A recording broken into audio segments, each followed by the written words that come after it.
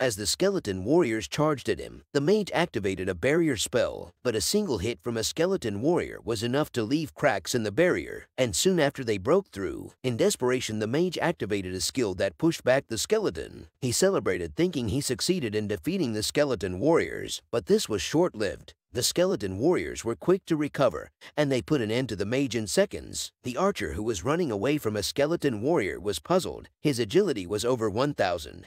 But he couldn't seem to put distance between him and the skeleton. He continued to use his agility to try and break free from the skeleton, but in the end he couldn't. The knight, seeing his two comrades dead, activated the extreme defensive skill and charged at the skeletons. With the extreme defensive skill, a knight is able to withstand an attack from a level 40 mage, and it proved difficult for the skeletons to break through. Seeing this, Lin commanded his skeleton warriors to activate their skill. Berserk Strike was activated. The knight couldn't believe that the skeleton warriors could use skills too, and he was running out of time. The extreme defensive skill lasted for 1 minute, but that time will decrease as the shield sustains damage. And with the skeleton warriors using their skill, the extreme defense skill went on to cool down. And as the knight was struck down, Lin recalled the words of his sister, telling him that if he was going to kill, then he shouldn't hesitate. And that's exactly what he did. Ning Yi was still shocked. A level 10 had killed professionals, and he hadn't moved an inch. The skeleton warriors returned and dropped a bow, a staff, a shield, and a sword in front of their master. You see, when a person dies, the items that they had in their storage space will drop. All the items of the archer, the mage, and the knight were drops from the dungeon of Carmen's Orc Legion, a level 20 dungeon. Lin put all 4 of the equipment into his portable storage with the goal of selling them later, since they wouldn't be useful to him. After collecting the equipment, 1 item remained, a primary skill scroll. That gives you a skill below the level 20. Lin contemplated selling the scroll since it was worth 10,000 gold. But Ning Yi advises him to use the scroll. To her, 10,000 gold isn't a lot of money. Lin turned to her and asked how to use it. She laughed at him and said it's easy, just say use while holding it. Lin held the scroll tightly and said use, but nothing happened. Ning Yi then said that Lin didn't say it loud enough. You need to say it louder for it to work. But Lin had already noticed that the scroll only required spiritual energy to activate it. He injected his spiritual energy and the scroll was activated. Ning Yi was puzzled how Lin saw through her prank. And from the scroll, Lin acquired the corpse explosion skill. The skill explodes corpses and deals 10% damage to enemies within 1 meter. To a necromancer, corpses also contain life, and even though the skill he acquired sounds weak, if he factors in his talent, then the radius would increase to 10 meters. And if he explodes a corpse, then it would set off a chain reaction of explosions. His talents made all of his skills overpowered. Curious, Ning Yi asked Lin if he learned a new skill. Lin answered, and Ning Yi complimented his voice, wishing he talked more. Lin stared at her. Ning Yi was different from all the girls at school. Lin complimented her voice as well. Ning Yi blushed, and as a reward for him saving her and complimenting her as well, she gave him a small treasure chest. Lin took the chest and opened it. It was an intermediate skill scroll that would be worth 1 million gold. Lin was shocked. Not only was the item expensive, it was the reason why she was being chased. Ning Yi sat down by the campfire. She had obtained the intermediate skill scroll after opening a chest in Carmen's dungeon. But the archer and the mage were watching her. They wanted to snatch it away.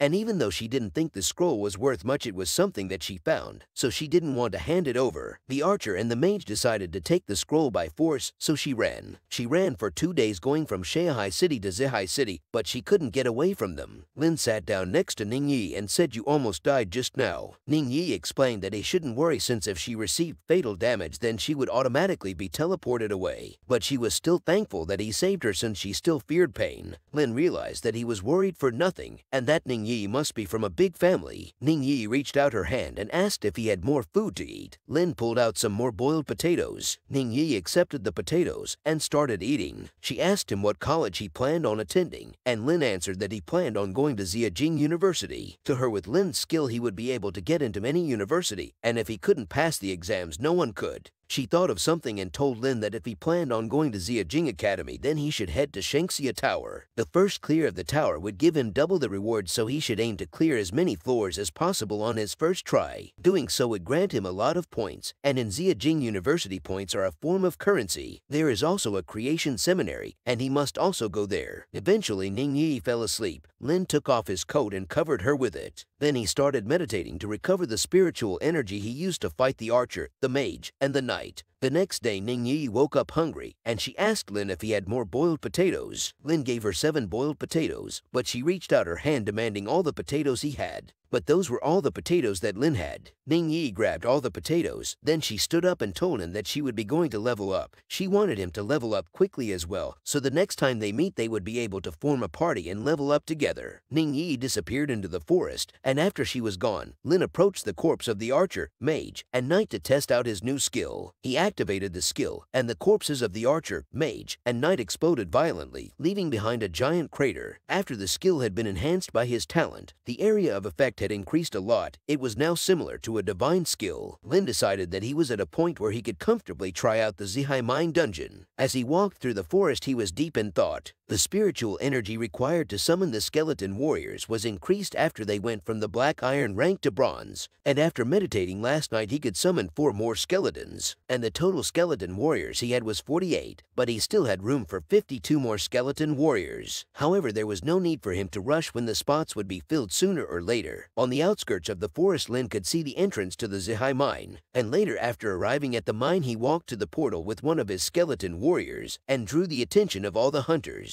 In front of the portal, Lin checked the dungeon information. The dungeon didn't have a hell difficulty, but elite monsters could still spawn in the other 2 difficulties, normal and nightmare. To clear the normal difficulty, a normal person would need a party of 5, with double supporters. A hunter approached Lin from the back trying to get a glimpse of his information, but Ning Yi had given Lin her shield badge, so the hunter couldn't see his information, and the skeleton warrior glared at the hunter menacingly. 3 more hunters approached Lin trying to recruit him. Lin is happy that Ning Yi gave him her shield badge since none of the hunters could see his stats. He declined the hunter's offer and selected the nightmare difficulty of the dungeon. A prompt popped up asking him to confirm that he selected the nightmare difficulty, and after thinking about it, Lin confirmed his selection. Lin is teleported away concerning the other hunters, who asked the hunter that previously tried to check Lin's information what level he was, and he told them that he couldn't see Lin's information. All the hunters could do was wait to see if Lin could come back alive. Inside the Zihai mining dungeon, Lin was observing a goblin inside a protective circle. The goblin was an enhanced elite monster and its stats were several times higher than a normal goblin. A level 14 knight would have about 300 to 400 into his stats, and he would be completely unmatched against the enhanced goblins. Normal profession would stand no chance of clearing the nightmare difficulty without a party, but when you compare the stats of Lin's skeleton warriors to the enhanced goblins, there was still a vast difference. Lin summoned his skeleton warriors and stepped out of the protective circle. The goblin noticed Lin and charged, but it was quickly slain by the skeleton warriors. Lin received 4,200 experience, which is 10 times higher than a monster of the same level in the normal difficulty. 1 kill in the nightmare difficulty is equal to 10 kills in the normal difficulty. Lin ordered the skeleton warriors to seek out and kill the monsters. He was determined not to leave a single monster alive. Soon after Lin leveled up, it took him only 5 minutes to level up, and leveling up also replenished his spiritual energy, and he summoned 4 more skeleton warriors. After passing level 10, the amount of stat points he received for leveling up also increased. His strength and agility stat used to increase by 10, but after hitting level 11 they went up by 20. His spiritual energy also increased by 100 now. The skeleton warriors also had 200 points added to all of their stats. However, he was confused since nothing changed about his corpse explosion skill. He recalled Ning Yi, realizing that she might have an explanation. He gets surprised by the roar of the 15-level Wolf King. The monster's stats were higher than Lin's skeleton warriors. However, there was only 1 Wolf King,